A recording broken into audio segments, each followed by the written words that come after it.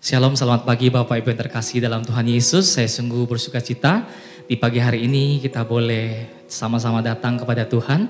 Kita akan mengikuti ibadah doa pagi, walaupun kita di rumah masing-masing, tapi mari siapkan hati dengan sungguh-sungguh kita datang menyembah Tuhan. Mari sebelum kita sama-sama berdoa, kita naikkan sebuah pujian bahwa kita memiliki Tuhan Yesus Bapa kita yang setia, yang dulu, sekarang, sampai dengan selama-lama tidak pernah berubah.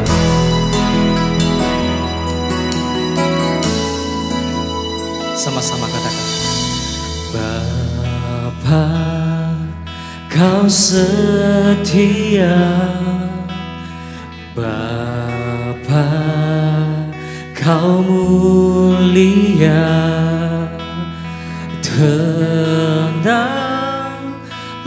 jiwaku, aman bersamamu.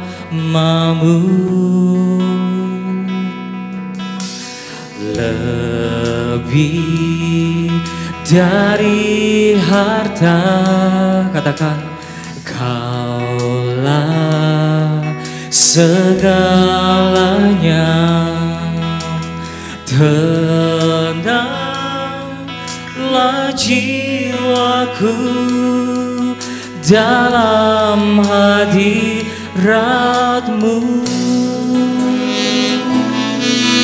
Kau tunjukkan kasih setiamu,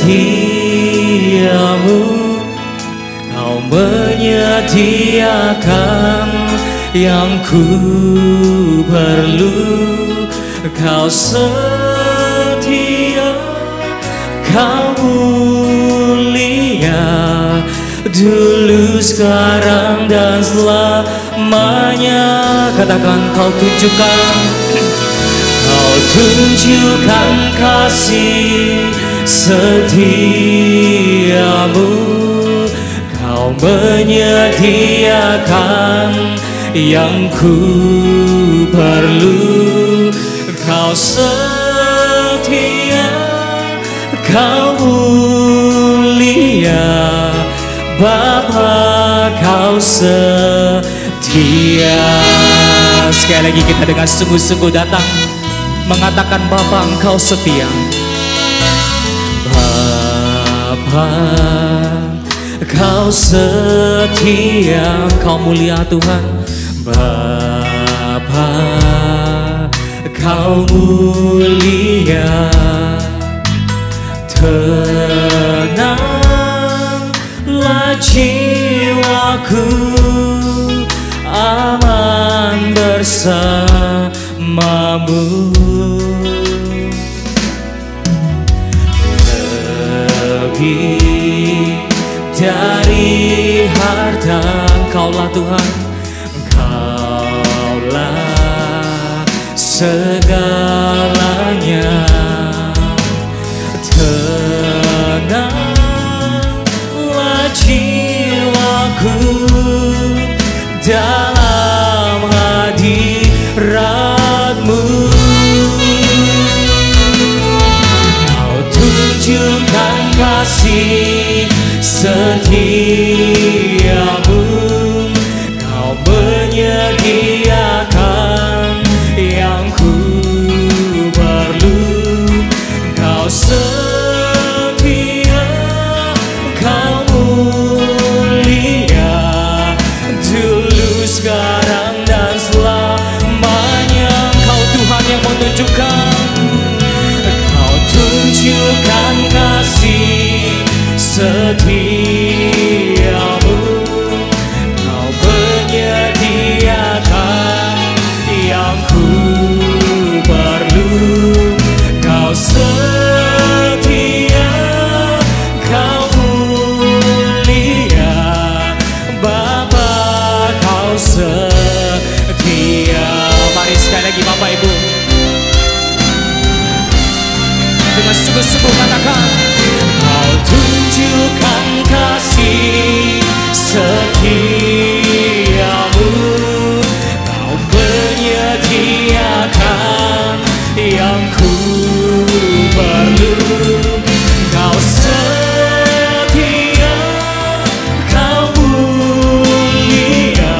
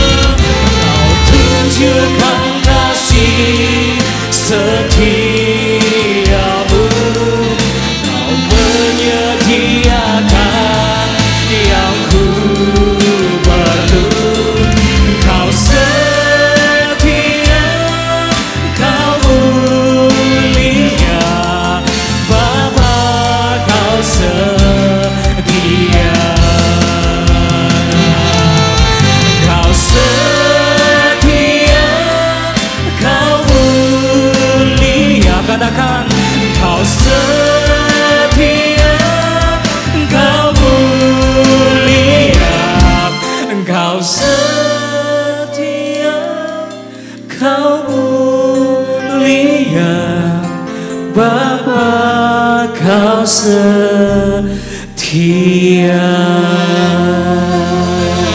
Terpujilah nama Tuhan untuk selama-lamanya. Amin.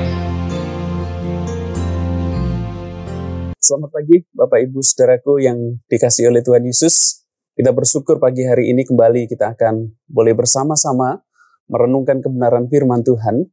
Dan saya rindu kita kembali boleh membacanya di dalam surat Filemon.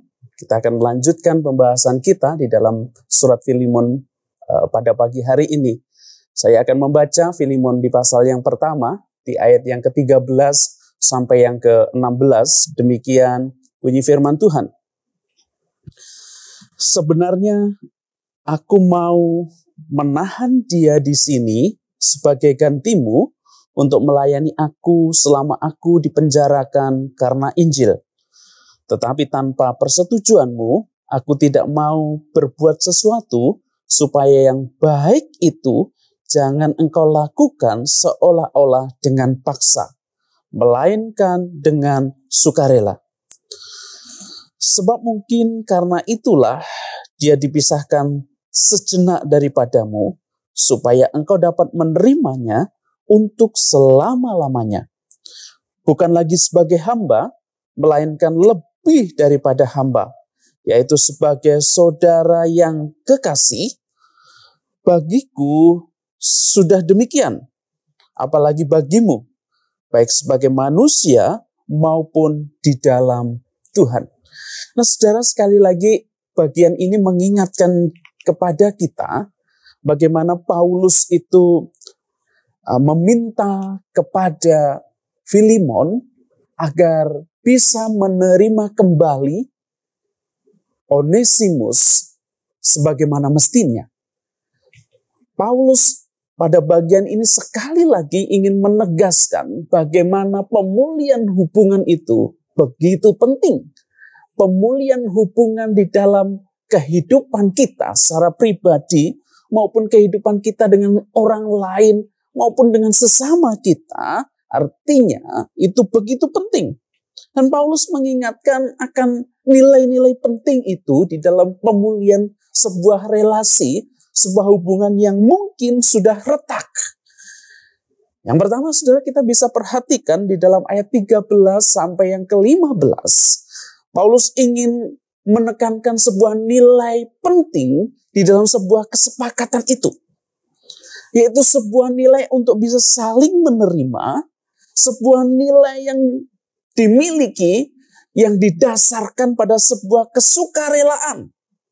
Nah, saudara, kalau kita mau perhatikan di ayat yang ke-13 ini, sesungguhnya Paulus tahu siapa dirinya dan Paulus mengerti apa yang menjadi posisinya.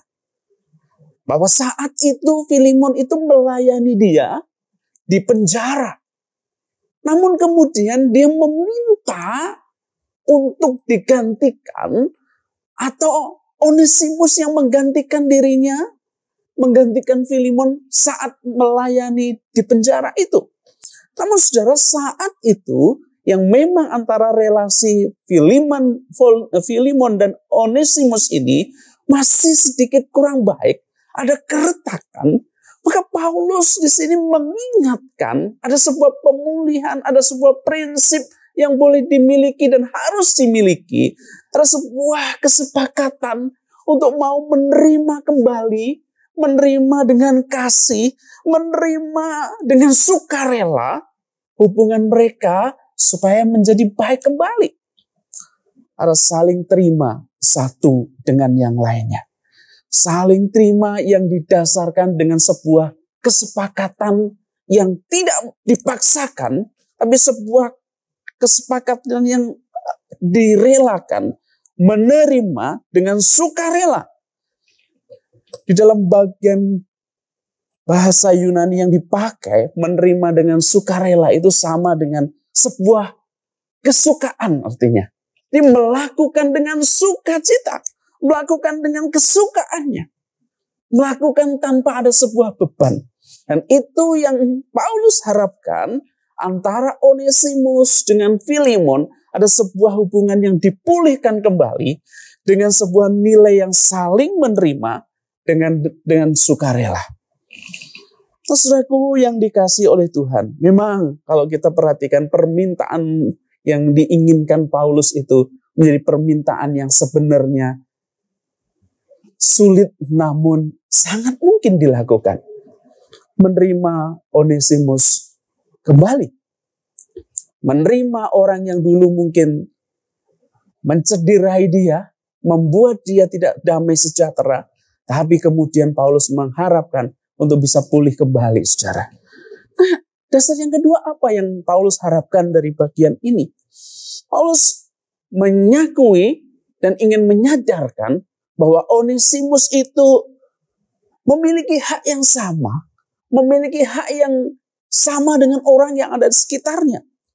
Maka ketika untuk memulihkan hubungan itu, maka harus disadari, selain karena penerimaan di dalam kasih, maka harus disadari pula bahwa ada persamaan ataupun persamaan hak antara satu dengan yang lainnya.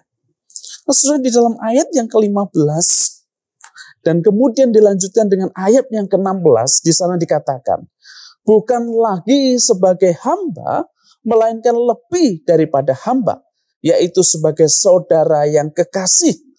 Bagiku sudah demikian, apalagi bagimu, baik secara manusia maupun di dalam Tuhan. Prinsip yang kedua yang ingin Paulus katakan, kita harus memiliki perasaan atau memiliki hati, ada hak yang sama di antara saudara kita yang lain. Kata yang dipakai ini sungguh indah, bahwa memang dulu Onesimus itu seorang hamba, dan hamba daripada Filemon. Dan hamba pada saat itu harus menghamba kepada tuannya selamanya. Tapi kali ini Paulus mengingatkan ketika di dalam Kristus perhambaan itu sudah diputuskan. Dan perhambaan itu tidak ada lagi. Yang ada adalah kesamaan hak itu di dalam Kristus. Dan kesamaan itu kemudian Paulus nyatakan dengan merehabilitasi sebuah kondisi, status, dan nama daripada Onesimus kepada Filemon. Bukan lagi dia sebagai hamba buat kamu. Tetapi lebih daripada itu. Onesimus bukan hamba, namun di sana dikatakan adalah adelpos. Seorang saudara. Bukan lagi hamba, namun menjadi saudara. Diangkat statusnya, direhabilitasi statusnya menjadi seorang saudara. Sama dengan Filemon, sama dengan Paulus, dan sama dengan yang lainnya. Bukan hanya saudara saja, tapi Paulus katakan adalah saudara yang agaptos, adalah saudara yang terkasih. Saudara yang terkasih. Bahkan saudara, di sana bukan hanya saudara yang terkasih, tapi ada kata Yunani selanjutnya, ada kata mahlista. Mahlista ini memiliki pengertian bahwa dia itu lebih dan lebih penting atau terutama. Saudaraku, kalau kita perhatikan bagian ini, Paulus ingin merehabilitasi kesamaan hak itu antara dulu hamba dengan tuannya, antara Onesimus dengan Filemon menjadi sama di hadapan Tuhan. Sama. Dan kesamaan hak itu kemudian Onesimus menjadi seorang saudara.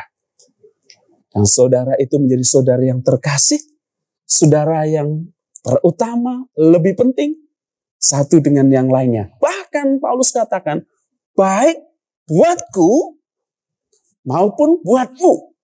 Baik buat sesama maupun untuk pelayanan pekerjaan Tuhan ataupun untuk Tuhan. Dan saudara, kalau kita mau perhatikan di dalam sejarah, menuliskan bahwa ternyata saudara, Onesimus nantinya menjadi seorang yang kemudian melayani Tuhan dan salah satu pemimpin gereja yang ada di Efesus. Seorang hamba yang pernah bermasalah dengan Filemon, tetapi kemudian Paulus rehabilitasi, pulihkan kembali hubungan mereka, dan kemudian melayani. Kalau kita perhatikan dari bagian ini, apa yang kita bisa pelajari? Apa yang kita bisa kemudian renungkan dalam kehidupan kita? Saudara, mari kita belajar bahwa sebuah hubungan yang mungkin sempat retak antara satu dengan yang lainnya. Mungkin hubungan kita dengan istri kita, hubungan kita dengan saudara kita, hubungan kita dengan orang yang ada di sekitar kita. Mungkin kita pernah sempat retak. Dan mungkin itu pernah kita alami.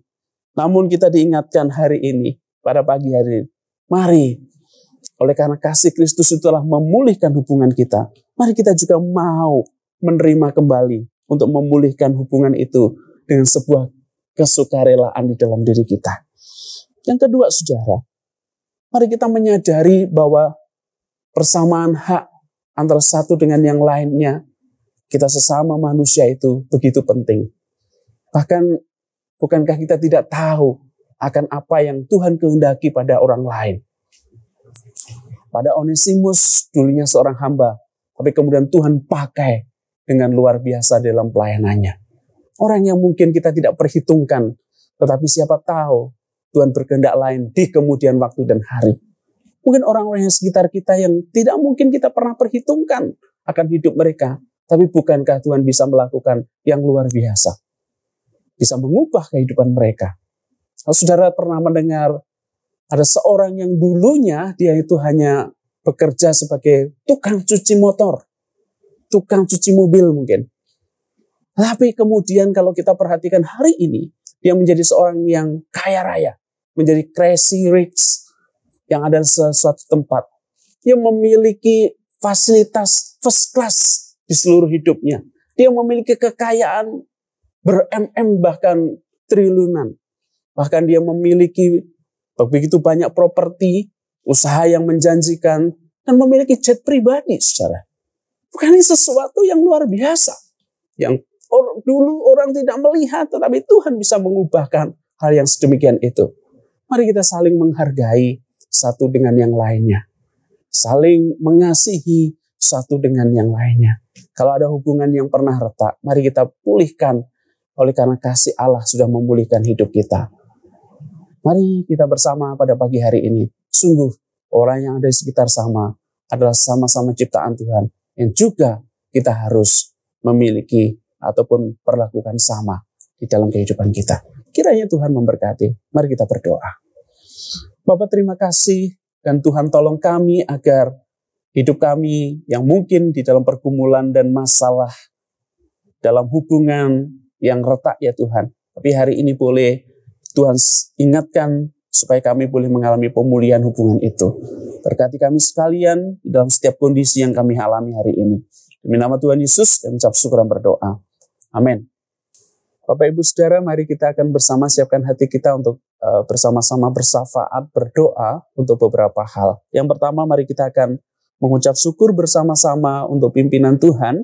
Dan secara khusus kita boleh memasuki bulan Februari ini dengan penyertaan Tuhan. Dan kita percaya bahwa bulan ini dan bulan-bulan seterusnya berkat penyertaan Tuhan itu tetap sama buat hidup kita. Mari kita bersyukur bersama-sama. Bapa di surga, kami mau bersyukur, berterima kasih untuk setiap berkat-berkat yang sudah Tuhan nyatakan buat kami. Untuk setiap pergumulan-pergumulan yang mungkin juga sudah kami lalui dan oleh karena pertolongan penyertaan-Mu, kami boleh melewati dengan berkemenangan oleh karenanya. Terima kasih Tuhan untuk keluarga kami, baik itu untuk istri, untuk anak-anak kami. Terima kasih Tuhan untuk pekerjaan. Terima kasih Tuhan untuk pelayanan yang Tuhan juga berikan. Terima kasih Tuhan kalau kesehatan itu masih Tuhan berikan kepada kami. Atau mungkin pergumulan itu masih ada, tapi kami bersyukur bahwa Engkau tidak pernah meninggalkan kami. Terima kasih, kami percaya di bulan ini Engkau terus memimpin, menyertai kami. Terpujilah Engkau, demi nama Yesus kami ucap syukur, kami berdoa. Amin. Yang kedua, Bapak Ibu Saudara, kita akan berdoa bersama-sama secara khusus untuk bangsa dan negara kita. Kita berdoa untuk presiden. Kita berdoa juga untuk program vaksinasi di Indonesia ini agar berjalan dengan baik. Kita doakan juga untuk pemulihan perekonomian di tahun ini secara khususnya, supaya orang-orang terkait bekerja dengan baik pula. Mari kita siapkan hati, kita akan berdoa bersama-sama. Bapa di surga, kami akan membawa dan kami mau berdoa buat bangsa dan negara kami. Kami sungguh percaya Tuhan, Engkau hadir dan Engkau berkuasa menolong, memimpin bangsa kami. Kami mau berdoa untuk para pemimpin bangsa kami, kami berdoa untuk presiden dan wakil presiden. Kami mau berdoa untuk para menteri. Kami juga mau berdoa para gubernur, para bupati, wali kota, bahkan sampai tingkatan ke daerah yang ada camat, ada lurah, RT RW yang ada. Tuhan menolong mereka semua untuk menjalankan setiap tugas tanggung jawab mereka. Kami mau berdoa, berikan kepada mereka hati yang takut akan Tuhan. Kami juga mau berdoa ya Tuhan untuk program pemerintah, program vaksinasi yang sudah dilaksanakan dan sudah dipelopori oleh Presiden sendiri. Tuhan tolong agar semuanya ini boleh dilaksanakan dengan baik. Kami mau berdoa para nakes yang bekerja juga Tuhan, yang membantu vaksinasi ini dari tingkat pusat sampai daerah. Biarlah ini terkoordinasi dengan baik Tuhan. Apa yang menjadi program pemerintah dengan waktu yang sudah ditetapkan boleh berjalan sesuai dengan langkah-langkah yang baik, langkah-langkah yang sesuai dengan apa yang menjadi agenda ya Tuhan. Kami juga mau berdoa untuk vaksin yang disediakan oleh beberapa yang membuatnya. Tuhan juga akan menolong ini ya Tuhan. Sehingga vaksin ini tercukupkan untuk semua rakyat Indonesia. Kami juga berdoa untuk pemulihan ekonomi. Tuhan memberkati dan Tuhan menolong anak-anak Tuhan yang mungkin ada di sana, yang turut campur tangan. Yang mau berdoa untuk para pengusaha-pengusaha Kristen, untuk anak-anak Tuhan dalam setiap usaha dan pekerjaannya. Tuhan tolong mereka sehingga setiap usaha yang dikerjakan di dalam ekonomi yang sedemikian ini, penyertaan dan berkat-Mu terus Tuhan nyatakan. Terima kasih Bapa, demi nama Tuhan Yesus kami ucap syukur dan berdoa. Amin. Kita juga mau terus berdoa saudara.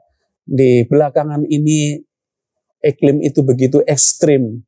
Bisa terjadi hujan yang tiba-tiba. Dan kita mau berdoa supaya dalam situasi yang sedemikian ini, kita tetap di dalam penyertaan Tuhan. Kita doakan juga untuk beberapa tempat yang mengalami banjir, beberapa tempat yang dampak daripada bencana, gempa, gunung Merapi, ataupun hal lain. Kita mau doakan supaya setiap pemulihan dari pasca kejadian ini boleh dilaksanakan dengan baik. Kita berdoa bersama. Bapak, kami mau menyerahkan Tuhan kondisi alam yang hari-hari ini begitu ekstrim. Ada hujan yang begitu lebat dan tiba-tiba di beberapa tempat terjadi banjir dan masih mengalami banjir. Kami mau berdoa di beberapa tempat ada yang terkena dampak dari gempa, ada yang terkena dampak daripada gunung Merapi. Tuhan, kami mau menyerahkan semuanya ini ke dalam Engkau agar pasca penanganan dari setiap bencana ini boleh dilakukan dengan baik ya Tuhan. Kami mau menyerahkan juga untuk pemerintah yang memberi pertolongan ataupun bantuan, biarlah juga tersalurkan dengan baik. Kami berdoa Tuhan, orang-orang yang mengalami bencana, biarlah mereka terus bersandar dan berserah kepada-Mu saja. Terima kasih ya Tuhan. Kami sungguh mau menyerahkan untuk setiap kejadian peristiwa yang di luar kemampuan kami sebagai manusia, yang tidak terprediksi. Tuhan Allah, tolong kami ya Tuhan. Dengan bijaksana dan hikmat-Mu, kami boleh terus menjalani kehidupan ini. Terpujilah Engkau, demi nama Tuhan Yesus kami ucap syukur dan berdoa. Amin. Terus saudara, kita juga berdoa untuk gereja kita, untuk program kerja secara khusus gereja-gereja Tuhan di 2021 ini. Mungkin gereja akan tetap bisa melakukan pelayanannya dalam setiap pelayanan yang dikerjakan. Ada banyak hal yang dikerjakan menjelang Paskah ini. Kita terus berdoa untuk persiapan-persiapan yang ada. Kita berdoa supaya gereja mungkin melalui online dan jemaat beribadah di rumah masing-masing. Ini tetap akan menolong kita semua untuk beribadah dengan baik. Kita berdoa bersama-sama. Ya Tuhan, kami terus mau menyerahkan untuk gereja-gereja Tuhan, dan bahkan gereja kami yang ada di tempat ini. Tuhan menolong dan Tuhan memberkati di 2021 ini.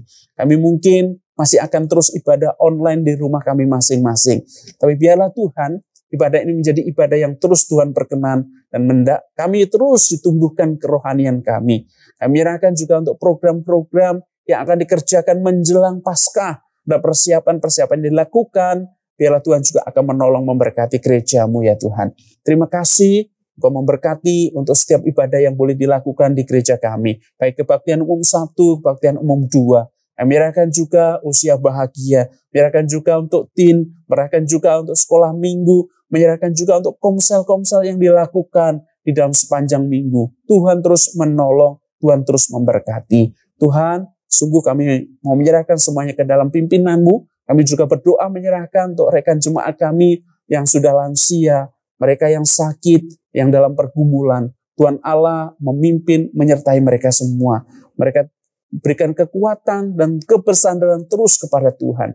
Kami percaya dengan apa yang Ia alami, mungkin sakit mereka Tuhan, mungkin usia yang sudah lanjut mereka Tuhan, ataupun pergumulan lain. Kami sungguh percaya Engkau tidak pernah meninggalkan mereka. Tuhan memberikan pemulihan dan Tuhan memberikan pertolongan. Terima kasih Bapa. Kami bersyukur untuk hari ini dan kami mau menyerahkan hidup kami hari ini di dalam pimpinan-Mu. Mari jemaat yang dikasihi Tuhan, arahkan hatimu kepada Tuhan dan kita terima berkat yang daripadanya. Biarlah berkat damai sejahtera dari Allah Bapa, keselamatan dari Tuhan Yesus Kristus, penyertaan perlindungan, penghiburan kekuatan daripada Allah Roh Kudus, memberkati kita sekalian dari sekarang sampai selama-lamanya. Amin. Tuhan memberkati kita semuanya. Selamat pagi, selamat beraktivitas, dan kiranya berkat Tuhan itu terus nyata di dalam hidup kita. Amin.